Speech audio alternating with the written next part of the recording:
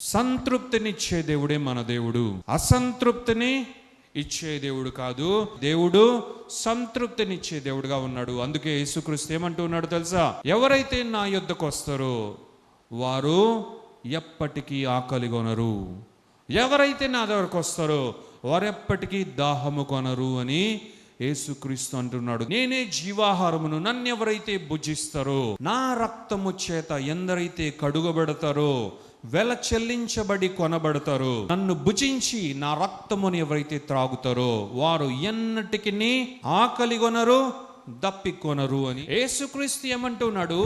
ఆయన రక్షణ ఒక్కసారి అనుగ్రహిస్తే ఎవడు ఎన్నటికి ఆకలి కొనడు.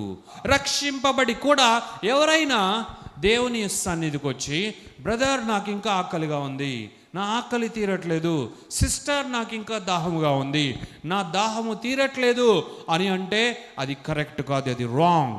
ఎందుకంటే దేవుని వాక్యం అంటుంది, ఆయన మనల్ని సంతృప్తి పరిచేవాడు, ఆయన పరిపూర్ణముగా మనల్ని నింపువాడై ఉన్నాడు. యేసుక్రీస్తు అంటున్నాడు, మీరన్నటికీ ఆకలి కొనరు, ఇట్ ఇస్ ట్రూ. మీరన్నటికీ దప్పికొనరు, ఇట్ ఇస్ ట్రూ. ఎందుకు? నా రక్షణ అటువంటిది. నేను ఇచ్చు బహుమానమైనటువంటి రక్షణ మిమ్మల్ని ఎన్నటికీ కూడా ఆకలి కొననీయకుండా చేస్తుంది. మీరు ఎప్పటికీ కూడా దాహము కొనరు. హల్లెలూయా. అంటే మీ ఆకలి ఎప్పటెప్పటికీ తీరుస్తూనే ఉంటుంది, మీ దాహము ఎప్పటెప్పటికీ తీరుస్తూనే ఉంటుంది. మీ ఆకలి, మీ దాహము ఇక లేకుండా చేసేదే నా రక్షణ.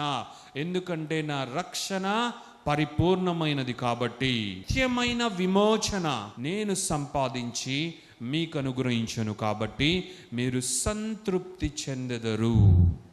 సంతృప్తి కలిగిన జీవితాన్ని నేను మీకు అనుగ్రహించను, నూతనమైన జీవితాన్ని నేను మీకు అనుగ్రహించను. హల్లెలూయా.